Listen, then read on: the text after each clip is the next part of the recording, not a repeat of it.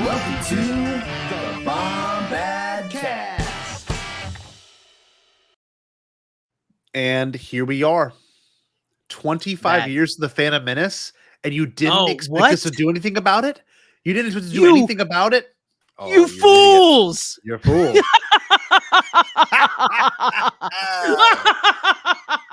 That's actually a good laugh. That's a good laugh, Gerry. Thank you. Thank you very much. I like that. No, I'm excited. We talked about this. We recorded a little, I guess you could say, a little blurb before this where we watched the Phantom Menace, and those might come out. They might not. They might stay in the catalog. We'll see. We don't know what we're going to do with those yet. Just know that we talked about a few things, and we're going to say something kind of similar here. There is a dying art of the DVD titles or the Blu-ray titles. Yes, there is. I'm kind of sad to see it go. And we were trying to figure out, is there a relatable experience for people that have never had to do that before? Because when we were growing up, Gerry and I both had VHS growing up. And then as we got a little bit older, DVDs became more of a commercial thing. And on DVDs, they had these things called chapters. And with these chapters, you're able to select scenes, much like books. You're able to select scenes from the movie. And the Phantom Menace has over 50 chapters. And I believe this is a directorial decision. Like, this is a decision made at the highest level of what to title these things, of what happens in scene by scene. And mostly these are different scenes compiled together. And it's weird. VHSs, you had, a very consistent, you just watch the full thing through. You could pause it or stop it, but there was no chapter titles. Streaming, same principle. Never thought we'd go back to that format, but here we are, and chapter titles are going to be a thing of the past, which kind of devastates me. How do you feel about it? It's honestly, I remember that it was such a revolution. After, again, I grew up with VHS. I begged my parents, I was always dragging my parents into after VHS, when I got old enough. DVD was when I was I think junior high, almost high school or whatever. Yeah, early 2000s. I was in junior high school. And I have drugged my parents into I have at least gotten for myself. Yeah. Maybe not for the living room, but for my bedroom, I got the DVD player. I was like, we got to DVDs the next thing. We got to get this. We got to start getting movies on this because this is what they're going to be on. Yep. And then I dragged my parents into the Blu-ray. I'll tell you right now, my parents, what they have under their TV is a DVD VCR combo. Yes, dude. Yes. I've drugged them kicking and screaming into the streaming generation as well. Not kicking and screaming is honestly very placid and very just okay, I just don't understand what's going on. But to be able to go, there's a menu and it's a really cool, interactive designed. Someone on Twitter, I forget their name. Well, I'm gonna have to look this up. But they are making DVD menus. Yes, they are for the sequel trilogy. For the sequel trilogy, and they're very good.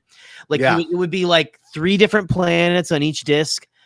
And one would whichever menu you got, you didn't know what planet menu you were going to get. Each menu there were 3 different menus, and it was a different one each time you put the disc in. And that was so fun. Then everything was different. Everything was themed to that planet. So you had, say you had, let's see, if you got Hoth or something, right? Or no, let's say you got Naboo on the Phantom Menace. You would go into the launching bay for the chapter, if I remember correctly. It was that, or it was the generator room, and you would have the scenes display. I think it was the generator room, the Theed generator room, where the lightsaber battle happens. Not happens. I don't know what that word means. You would have the scenes displayed on the energy beams and stuff like that, music playing, or you would have them projected on different little things in the cockpit of the Falcon. Well, then every now and then there'd be a pit droid that walks by sometimes. Something, something weird. The characters would kind of move around. There was moving on a loop and stuff. It felt alive. It felt like this is the future, right? And now apparently the future is, I don't give a fuck about any of that shit. Pause it. I just want to give me my movie. Dude, give me my movie. Who cares about this pit droid walking around? Well, I would stay up for hours on end at night in the summertime watching my Attack of the Clones DVD like with like Jango Fett flying like periodically. Yep. And it played the music and looped the music usually. Yes. My earliest memories of DVD, and you're gonna love this because I'm sure you might have had one. The PS2. The PS2. Oh, My yeah. God, because it was the only one that I had in my room, and so like Revenge of the Sith would be on repeat. Attack of the Clones, the Phantom Menace, they would all be on repeat because of this device where I could just. And the cool thing is, I believe it was R2, maybe it was R1. You can skip chapters by doing that. So like it was like a part of the controller, and so when you would play this and you would watch these DVDs and it just felt like, and you'd actually hit the button and you would skip to that scene. Yeah. So it's so weird to think how gone that is because as a kid, my dream would be, and it's so funny that we have it now, it would be to start a movie in the living room, then go and finish it in the bedroom or finish it another day later and have it save the same exact spot without having to turn the DVD on and off a DVD player. But it's so weird now is if I wanted to, it's so sad. If I want to start it on my phone, I can watch it on my phone while I poop and then go into the living room. Go back in the living room and put it, but it's right where you left it. Yeah, it's so fucking weird. And that's cool. That's convenience. And we as a species are going to die, but it's fine. But that's cool. There's something special about we're getting the good China out tonight. Yeah, right? We are. We're gonna listen. I'm gonna go open up this case. I can't wait. Honestly, whenever and Ella has my kiddo is she's seen most of the movies. Sure. But she's like, okay, it's okay. I can't wait for the day when she's like, Dad, I want to watch Star Wars with you. I'm gonna go lovingly to my 4K Blu-ray collection of the complete saga, which is going to be irrelevant by that time. And she's going to who knows how many damn versions will come out by then. I'm gonna pull it out there. That's such a nice I'm gonna pull. I remember out when you bought it. When you bought it, that stanky bad, just like pull out case. You know, it's like I feel like I'm doing something dirty, breaking this apart, man. That's right. Just gonna spread these little cheeks. I don't know why I'm getting so sexual. Yeah. It's a sexual thing. It's a little bit. It's sensual. It's sensual. It's very. Why do you think I like playing cartridge games? No, I've been looking for my goddamn Game Boy. I listened to a podcast about Game Boy versus Game Gear the other day. Yeah. By the way. Oh, I would. I'll send it to you. I'll send it to you. But yeah, no.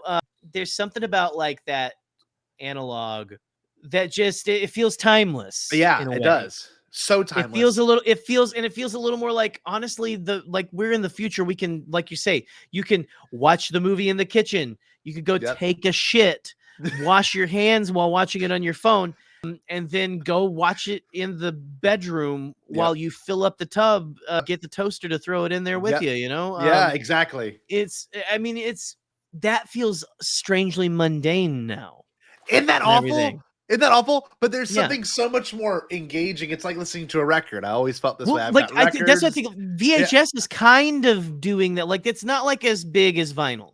No. But VHS is kind of making a comeback, I feel like there's an underground of people like us who are just like, I want to watch it. I want to take out that stanky VHS. If VHSs could be in 4K, I would buy them. And I mean that. Honestly, I love it. I want my film in the highest resolution possible. And kids, I'm sorry, you're not going to get that unless you get an actual physical copy of a 4K Blu-ray. That's the best quality you'll ever get. Yep. I don't care what they say. The streaming is not 4K. It's as close to 4K as it's going to get. It's going to it's going to change your life when you see it on a 4K Blu-ray player. Some people can't tell. Some people can't tell the difference, but whatever. I'm telling you, the Phantom Menace is one of those ones that aged even better because of the 4K. Yeah. There's a couple of movies that have not aged well because of the 4K. I think Attack of the Clones looks pretty okay, but Phantom Menace, I don't know what they were doing when they made the Phantom Menace, but it's so hyper real. It's incredible. People want to throw the entire prequel trilogy under the they were all green screen, blue screen, acting with tennis balls. Yeah, and that wasn't the case. Like, you had like Jar Jar Binks was physically on set. Yes. With, I mean, it had Ahmed Best in the headset and stuff, Headgear, but he had like a whole freaking bodysuit. He looked like Jar Jar Binks except for the He face. did. Yeah. And you had the most physical sets. You had the most isn't it the most miniatures? Yes, Of it's any the of the most. films? It's more miniatures in the Phantom Menace than the entirety of the prequel. I'm sorry, the original trilogy, which is such a which is funny crazy. bit of data to me. Yeah, It's a like that wild bit of data. the Boonta Eve, like the classic, the stadium with all the Unbelievable. Q-tips and stuff, Unbelievable. which is that's Q-tips, kids. It's just Yeah, it's the so much fan. fun. It's so much So much fun, fun. man. Just like there was just so much love and just care poured into the Phantom Menace. See, and I will talk because about this. George was still in love with what he was doing. He Okay, he that's hadn't what I was been gonna pissed say. off by us yet. Sorry. Yeah, I didn't mean to take One thing I want to get into before we actually dissect this movie scene by scene, chapter by chapter. I think it is very important to acknowledge this is the first Star Wars movie that was completely backed just by George with distribution rights by Fox. So the funds were all coming from George's pocket. And the best thing about this is that no fans at this point in the story had intervened in in terms of like, having like after Phantom Menace, you can see there was edits. You can see that Jar Jar took a back seat. This is, and I've talked about it, and even I've had people Hey, like listen, Hello Greedo. listen. Hello Greedo's Sorry. quoted me on this. Just like Star Wars fans to put a strong black man in the back seat. For Exactly. The next one. Yeah. Exactly.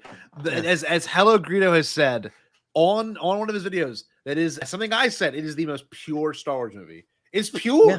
It's pure, Yeah. and it's Rick saying yes to everything George wants, and then George realizing he might have gone too far in a few places. You know what I mean? It wasn't Rick saying yes. It was Rick saying "fuck yeah, bro." Yeah, dude, Ewan. Yeah, dude. If you listen to Ewan, oh, it's fucking great, Ewan. It's great. No, Great. I watched this movie with so much heart because, and we've talked about it before, it's our first Star Wars movie that we saw in theaters that was new. And I was a little boy. I was like 5 years old seeing this, and you were a little bit older than me. So like 12, yeah. Yeah, so like there is something so interesting there in terms of how it hit both of us at the exact time in the exact heart, and we are seeing a very much a not revisionist history, but you're seeing people now come out and how rewatching these movies with a greater sense of joy and understanding of what they are, and what they refer to and what they're representing. And that makes me happy that the prequels have this opportunity to grow and glow. It's very interesting and I like it. Grow and glow. That's right. I don't know, 25 years, man. That's unbelievable. We were at the 20th panel, not together. Yeah, but we were at the 20th well, panel. we were. Celebration. So we were, but we were on opposite corners. I Sides. remember, like, I You have and a Scott picture Gibby. of a very tiny. We had just met at this convention, and we were like, like instant friends. Like, just a tiny Scotty and Katie, like over there, like waving, like mad at me. It was great. It was great. Oh, so it's good. so much fun. But yeah, just to be, it's crazy that was 5 years ago. When we were sitting in that stadium singing the beginning, The Saga Begins, with Weird Al with all these strangers, and it felt long time ago. It felt oddly powerful.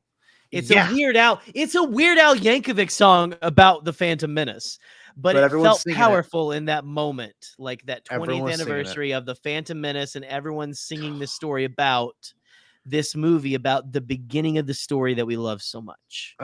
It's just something special. Something. Well, so the title of the movie originally was The Beginning, and honestly, I don't mean to boast or brag. I guess I'm just have to get everything out now. But just get it. You're gonna have to do it now. It's one of the few movies that have made me do hours of research. It truly is that movie. Yeah.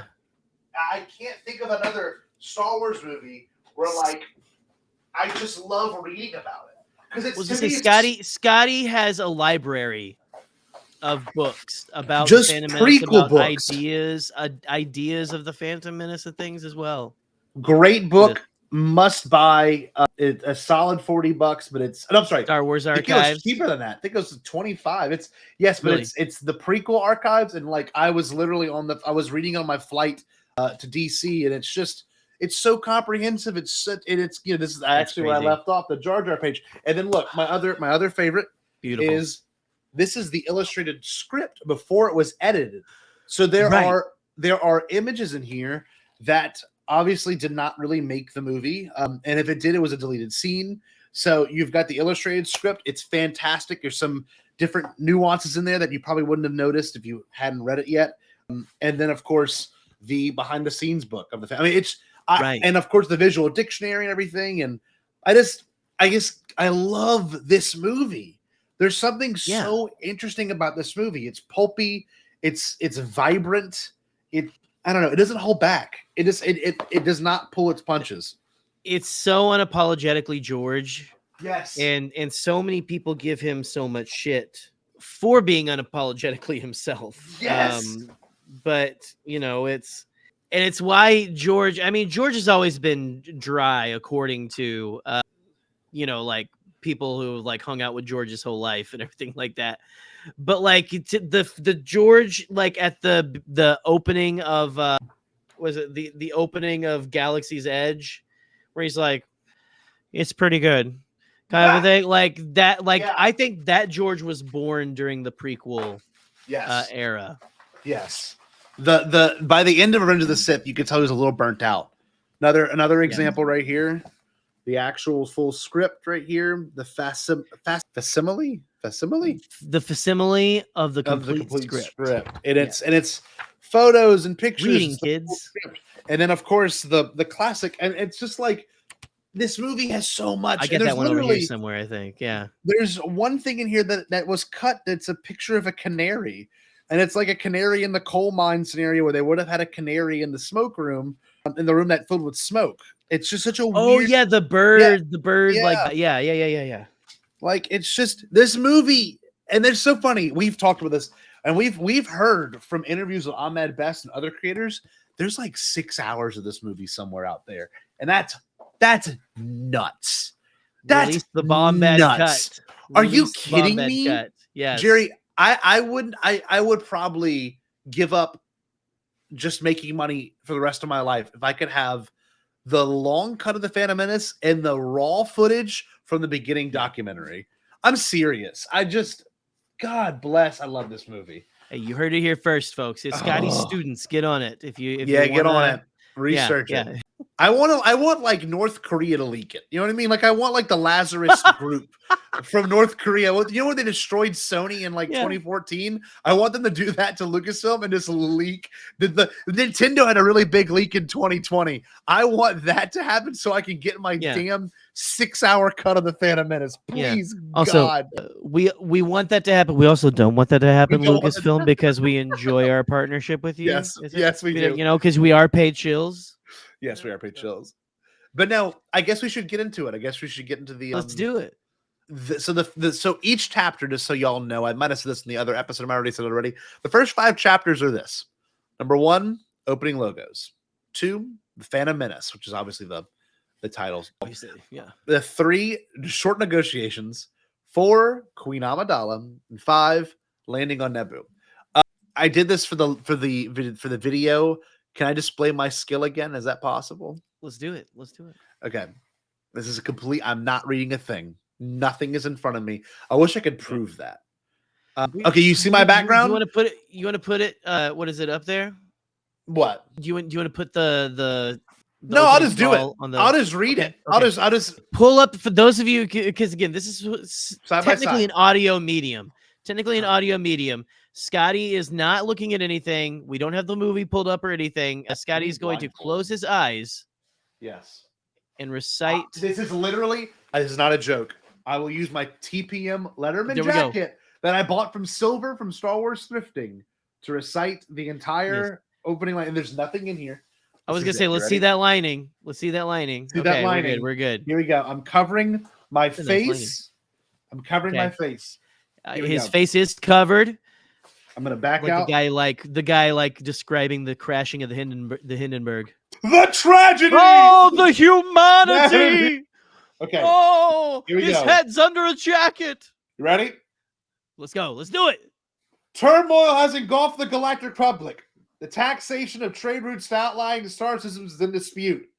Hoping to resolve the matter with a blockade of deadly battleships, the greedy Trade Federation has stopped all shipping to the small planet of Naboo, while the Congress of the Republic endlessly debates this alarming chain of events. The Supreme Chancellor has secretly dispatched 2 Jedi Knights, the guardians of peace and justice in the galaxy, to resolve the conflict. That's it. Yes! That's the full opening crawl. He's Memorize. He's done it. It's He's just done it. so good. It's just so very good. It starts It's the very whole saga. It kicks it off. You can see that there's turmoil. There's problems going on. Yeah. It's not as to me, it's not as A New Hope is like you kick into it. The movie just starts. This movie has a slight ramp up. The Force Awakens just starts. Revenge of the Sith just starts. Attack of the Clones, slight ramp up. I love that when they have these little bit of a great example. Empire Strikes Back is like the longest ramp up. There's no action in that movie for a while, except for the Wampa. It's all story. Yeah. Yep. Return of the Jedi, slight ramp up. Not much action. Actually, probably the longest act. That is probably the longest. TLJ action from the very beginning, from the opening shot. Tross action. So this is the first one that's like, we're gonna ease you into this one. We're gonna give you the lay of the land in terms of what's going on politically, and then we're going to explore these characters that we're going to introduce. And of course, that cruiser, the Republic cruiser. Dun, dun, dun, dun, dun, dun, dun, dun, dun, dun, dun. Ah, yeah. God bless. Oh, just the way they're trying to evoke a little bit of the Tantive V4. A little bit. Is red. Is a little, yeah. It's just a little. It's red. It's got a different front. It doesn't have that hammerhead, and it only has 3 engines instead of like however many the Tantive V4 has. But you still have that whole like, okay, we're gonna go here, and then you see all the blockade and everything, which is just kind of a sight, right? Like all those like different battleships and everything. It is, yeah. Hovering. It's very immediately. You're like, oh, okay, yeah, interesting. This is. I don't see any starters. There's no. It's familiar in that it is still. Most people are like, oh man, the Phantom Menace. It's like it doesn't look like Star Wars. It doesn't have the lived-in feel. Like no, the opening has those lived-in ships. Oh my god, people don't read. Okay, hold on. I was reading my archive book, and Doug Chang specifically said the reason why this has a sphere in the middle is because it's supposed to evoke the Death Star. You're instantly supposed to realize, okay, it's going to go from being this little tiny thing to being something much bigger. And of course, in Attack of the Clones, we learn that thing does like detach and float up into the ring. So like there's the visual. If you look at the language, it is evolved. You know what I mean? It evolved from this to the Death Star that we have now. So like, and then of course, Starkiller, and you can see this. This one was honestly. Because you got to think, this is taking place how many years? 23 years before the original trilogy? No, before Revenge. No, this is taking place. I'm sorry. It's almost 40 years, isn't it? Before the original trilogy. Yes, I think just about. I think you're right. So I think so. Look at the difference between cars now and cars 40 years ago in the 80s. All 80s cars were blocky, right? And they were all kind of funky looking, whereas cars now are all very sleek. If you look at 83 to 2023, there's a huge difference of what vehicles look like and how they function. Well, like even go back from 83 to 53, Oh my God. Yeah. Like that's the bigger thing because like the ships in the original trilogy are like 80s industrial are more like 80s cars. And you go back to the Phantom Menace and it's got like the sleek sedans. Yes. Right? That's right. It has a more of, and I know George specifically said this needs to look more Art Nouveau in the sense of like, like the Empire State Building, how that building looks, or how designs look. Very smooth, like all the locomotives back then. The big ones, the big famous ones, were all very smooth designs, and look at the N1 Starfighter, which we see later, which we'll get to, but like you've got.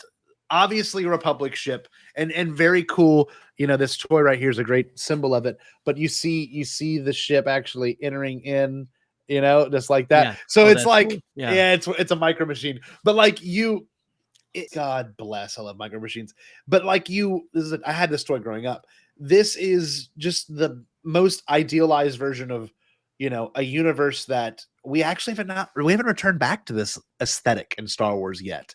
I can't wait till we do. Not really, We've had little nods, like like Cobb Vance's bike. Yes, Marshall yes. being like Oh, a pod racer engine. Have we uh-huh. gotten the confirmation? Is that Anakin's I pod think racer it engine? must be. I think it must be. It has to be. Yeah, man, what a Gary Stew, that guy. He's got Anakin's pod racer engine. He's got But also, hold Boba. on, I have it right here. The other version of what we're referring to, the N1 has made its comeback in terms of Yeah, design. And when, dude, at listen, Celebration, I got to talk to Doug Chang for 2 seconds because I saw him at the end of the panel, and I said, dude, so nice to meet you. I'm so happy y'all brought the N1 back. And he goes, oh, it's one of my favorite designs. Thank you so much. That was the one thing I wanted to say to that man, is that they brought this design back. God, it's so good. Also, my it's perfect. My one thing is I love that Grogu is riding on the wing there. Is he like riding on the, yeah.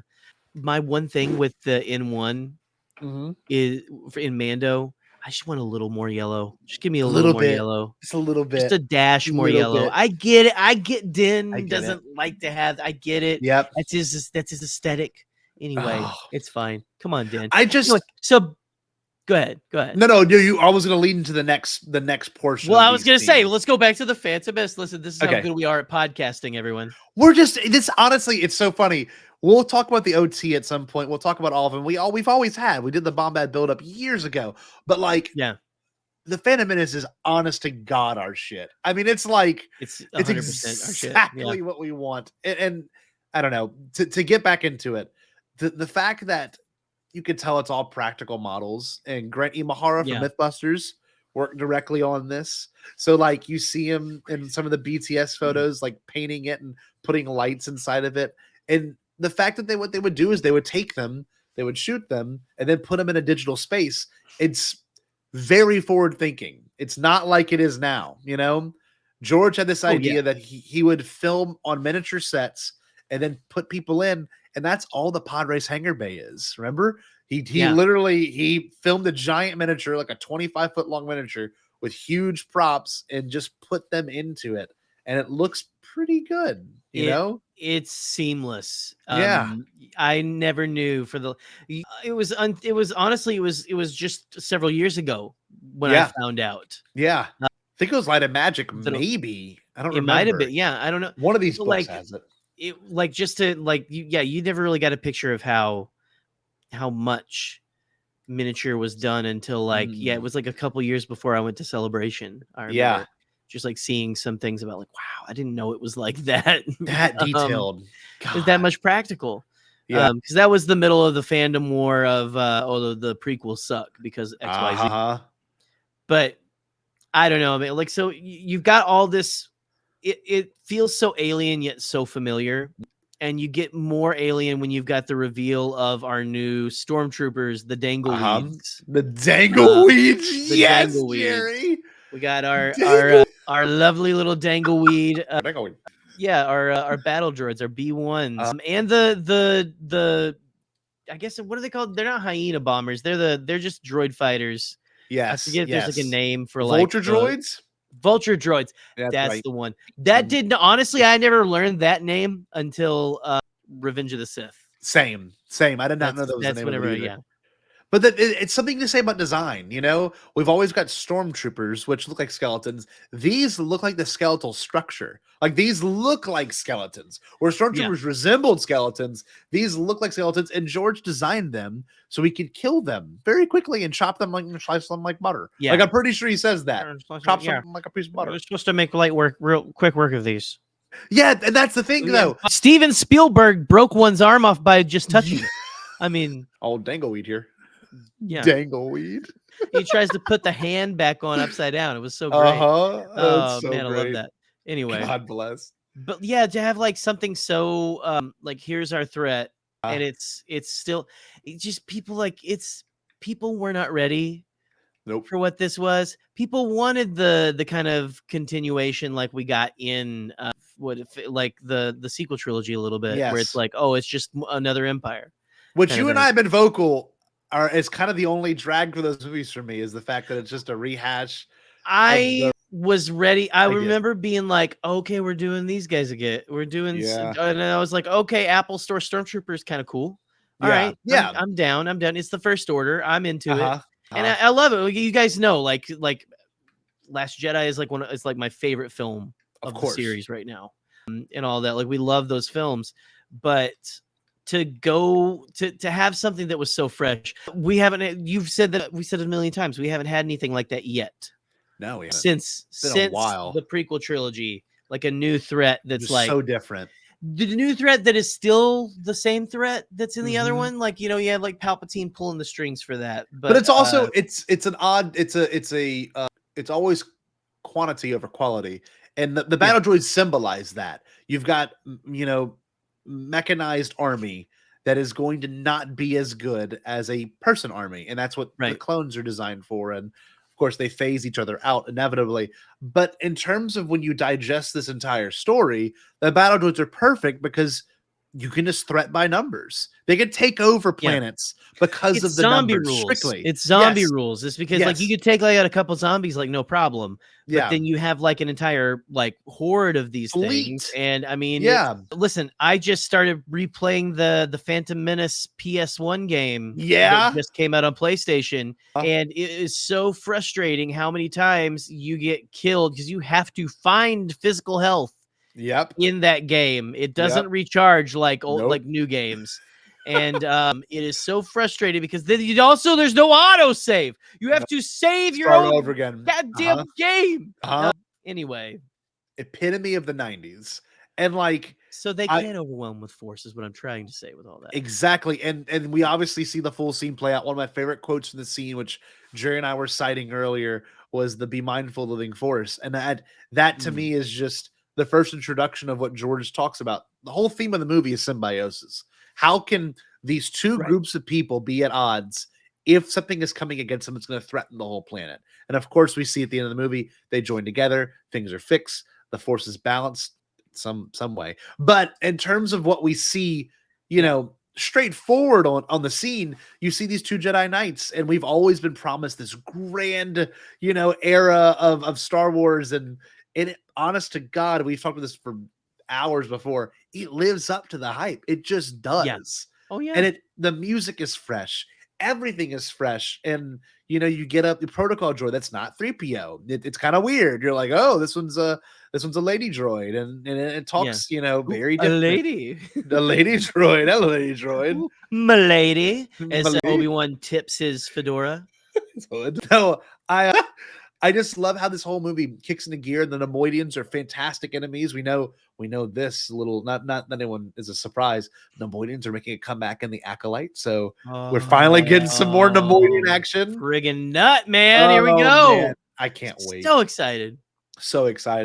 And you get these paranoid characters who are obviously being played, by a puppet master, which we now know as Palpatine. And in that moment, it sets up the whole saga. You already set up the conflict we'll see later. This guy is still the enemy by the 9th movie. You know what I mean? And it just works. He appears in almost every story in some capacity. And you see him already pulling the strings, and it just works on a fundamental level. It's Star Wars. It is the Star Wars. It's the beginning. It's the Phantom Menace. Like, the title alone just works so well. The Phantom Menace, it's just there. It's brilliant. Beautiful. It's beautiful. Yeah. Gerry, can you for a moment gush about your favorite scene, probably from the whole movie? So listen, well, I mean, and we've gushed about it before, but like the whole sequence where the dioxis is being pumped into the room fills with gas.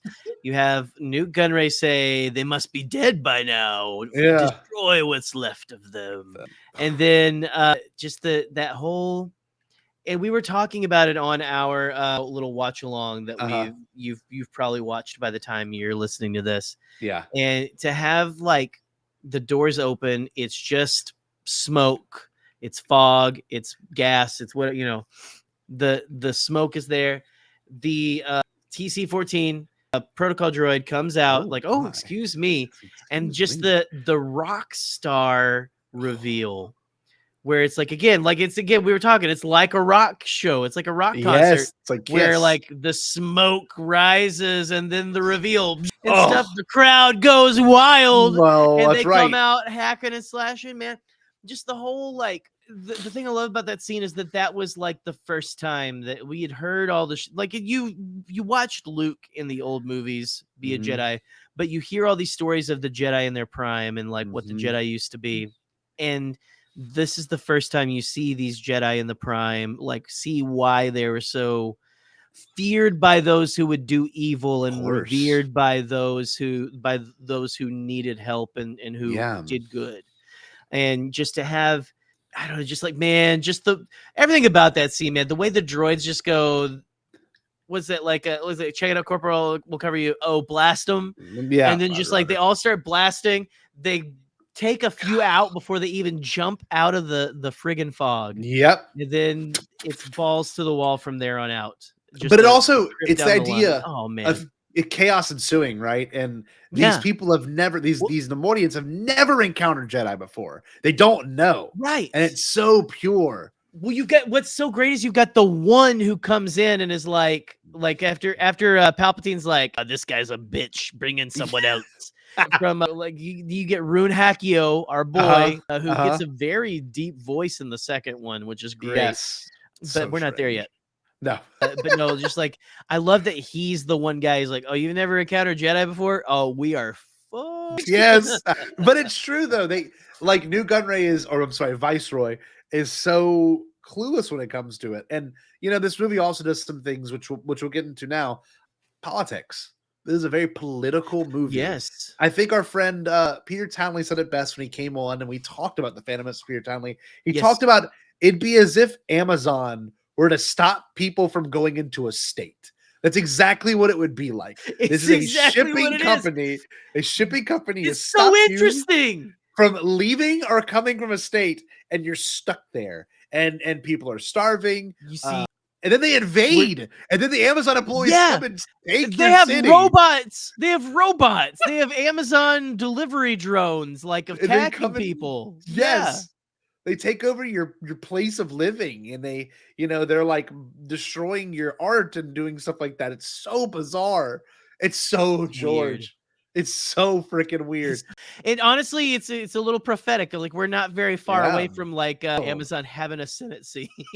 Yes, seriously, it's the idea that capitalism and consumerism can outweigh political, I guess, desires and needs. It's like, listen, like the greed of man. What is it? Oh man, there was something I was watching recently that was so good. I'm trying to think of the exact phrasing. Something about greed always wins over the weak. Yeah, always. Greed always wins over the weak. We got to think too. I forget exactly what that's from, but it's anyway. Shout out to whatever I was watching. It was solid. No, you got to think too. This is something that, I don't want to get into a political debate. It's not the right time or place to do it. But our most recent president was like a reality TV star who was a venture capitalist. So like you vote now. This is real shit. I mean, what happens in the Phantom Menace is not far off from happening. I'm sure it's happening in countries that are smaller. Well, I mean, it was supposed to, like, a lot of the Phantom Menace, especially Revenge of the Sith, because like we started in 1999 and like the War on Terror didn't start full on until like 2001, 2002. Right. And so by the time Attack of the Clones came out, that's like George really starting to riff on. Well, I mean, like Newt Gunray was Newt Gingrich. Yes, literally. Like that's literally like George is not very imaginative. He's very imaginative, and he's also not. It's also straightforward. Yeah, it's very like very Newt Gunray. He's actually Newt Gingrich. NG, literally Newt. Yeah, I mean it's right there. It's right there. But he doesn't even try to hide it. He's nasty like that. But no. That's the thing, like, kids, I'm sorry, you're poor. Like, it's just, is it escapist? Does it help you feel better? Does it help me like, does it calm me down? Does it like give me nice, fuzzy, warm feelings? Absolutely. Yes, of course. But does it have something to say that because George is a hippie who wanted to race cars and then wants his films to actually say something that means something to the younger generation, like don't fall for the same mistakes that your parents, that your grandparents, your parents, all of them have fallen for? Be better. That is why there needs to be politics in Star Wars. Yes, and in particular, when you watch this movie, it's very straightforward. Whereas we said this earlier in one of our recordings that it was so much more subtextual in the original trilogy. It was, Right. the one scene we really get that's political is the scene where you see the Imperial Senate. Oh, I'm sorry, the Imperials talking about how the Senate has been disbanded in A New Hope. Yeah. And that's it. And like you don't really get much A after. million Gen Xers cried out in ecstasy during that scene. Yeah. Yes. This, however, is like the whole problem is there's a blockade and there's people trying to get in and invade, and they're worried about an invasion because they have a battle droid army, a hardened droid army. They have a actual battalion that they could send if they wanted to. And of course, if you want to get your way in the political sphere, you might have to do something drastic and invade a country to do that. And this happens all the time. Russia, Ukraine. Like that's a great example. Yeah, listen, there's tons of it happening right now in our very real world. Yes. And it's not so much espionage. It can be more straightforward. We've got shows like Andor, and we've got movies like Rogue One, which are more espionage films, which are a little bit more subdued, more like a spy thriller. Right. But it's kind of nice to see a full-on, this is how some things go. And they're going to go this way. And the problem is, and just like some American politics or even some world politics, you got a 14-year-old in charge. You're putting a child in charge of a place because of the bureaucracy of this city. They're not cut out for an invasion. They've got a child leading the nation, a child with no experience in that kind of worldly duties. So there's something to be said about that. It shows the hypocrisy of some, Senate or some, like think about before. Obviously now it's no longer the same, but the kings and queens of England, some of them were becoming kings and queens as kids, and they were in charge of shit. They had delegates they had to go through, but it's not the same. Well, and honestly, with the political landscape here in America, like we'd almost prefer the 14-year-olds over like some of the geriatrics that we have in there right now. Oh my God. But, it's insane. It's insanely crazy to think about. Just someone who would, again, is still a child, having such power and everything, but at the same time being such a strong character, being so brilliant, being so wise beyond her years, and everything. It just, and like, she was fighting for her people. That's the beauty of that. Whereas the other people are worried about what is this going to happen in terms of the Senate. That she is only worried about the people of her planet, and it shows the humanity of a child. This is who I was elected. Well, it shows the empathy. The empathy of a child, of someone younger. You have the idealism. It can always, some people like to focus on the bad of like youth, right? But at the same time, you have on the same side of the coin, you have, or on the opposite side of the coin, excuse me, you have this unfettered optimism that has not yet been like crushed by the world. Yep.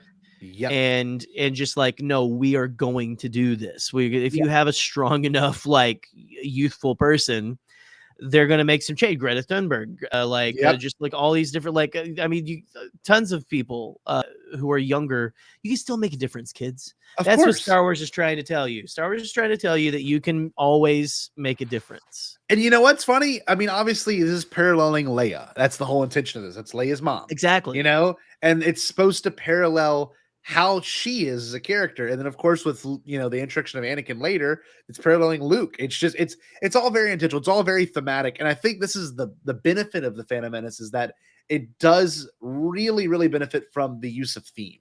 And like how many themes you can tie back and forth between across the entire saga and other mythologies. And so this leads us to our final little scene now, which we get to experience. And it's probably one of the coolest invasions scenes ever. The music is phenomenal. When we talked to Mac DeMarco all those years ago, the first thing I brought up was the theme and music of the Phantom Menace, because we talked about how great this intro music is. It's their version of the Imperial March. Dun, dun, dun, dun. You get like the like it's like a lot of like war drums coming in. Yes, you guys are loving this acapella version. But you don't lie. You're doing it right now in your car or at work or in class 100%. or something. You're doing it in the library right now. I can see you. I can see hear you. it. I know you're doing it. I see you. And the design of the ship just going down and landing, and it feels like a full. And we haven't seen That's one thing we hadn't seen at that point. We hadn't seen a ship transition as neatly, from space into upper atmosphere and then land, and then you see the full transition of that whole entire moment of when it lands. It's so kinetic. There's so much movement, and it's like so well as done. one of them's landing, there's other ones that have landed. There's the Staps going by, the two droids on Staps, which are the coming.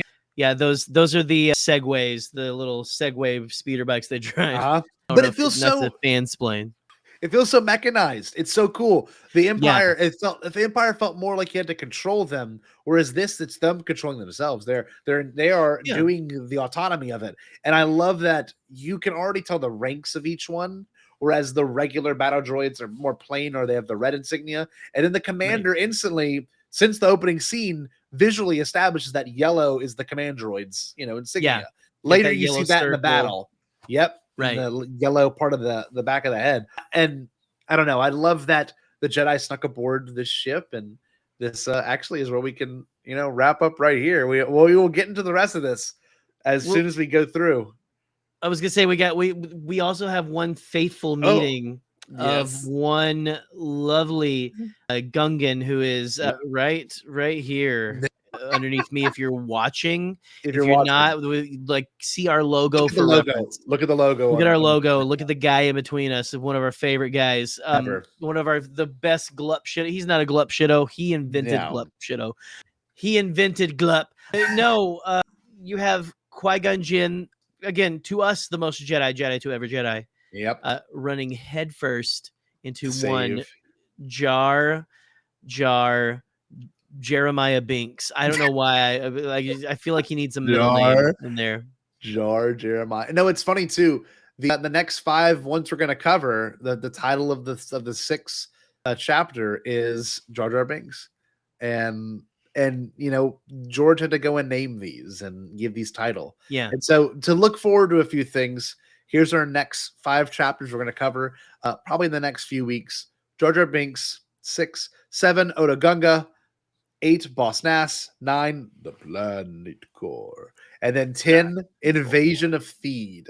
So I love that we can talk about this stuff, Jerry. Every time this damn movie is so awesome. Shit, man. We can talk if you have listened and or watched us for very long, that we are sorry, we're getting some very interesting group texts. Are we? That we love the Phantom Menace, and guys, thank you so much for hanging out with us in this, for watching the other videos and stuff like that. We'll have some more live streams coming up for you pretty soon. Yes, of course. By the time this show, I think by the time this one drops, we'll be doing, I think, a tier stream this Thursday. Court, baby. Bombad Court returns about pod racers and pod racer pilots from the video games. We're gonna listen. We're gonna work on our deck growls. People are like turning it off. We will do we will do every single one of the like the vocal pod racers that are non-verbal. Yes. Like we don't get actual words in 18th century rhetoric. Yes, we're gonna have to be doing it normal. We've watched this shit too much. Anyway, that's gotta hurt. That's the show. Listen, we love you. Oh, don't get me started. Listen, I'm gonna go crazy over Fode and motherfucking Bead. Anyway, love me some Greg Proops. Anyway, guys, let's do our plugs. I forgot we have. Let's do our plugs. Listen, hey, you can find me at the Canon Junkie on Twitter, on pretty much every social media. OnlyFans coming soon. Scotty, you can find him. Scott Giro. Yes. And you can find our show up there at Bombadcast right here, right above the VHS label above my head. If you're watching, at Bombadcast for those of you listening, because we love you listeners so dearly. And listen to Ionized Bastards. Another episode's coming pretty soon, I'm pretty sure. Nice. So get ready for that. And besides that, I think that's everything, Scotty. Is what should I do? You know what? Since I'm kind of doing this, you know what? I want you. I don't do it often. Listen, Scotty, what should the wonderful people out there do? They should stay bombard.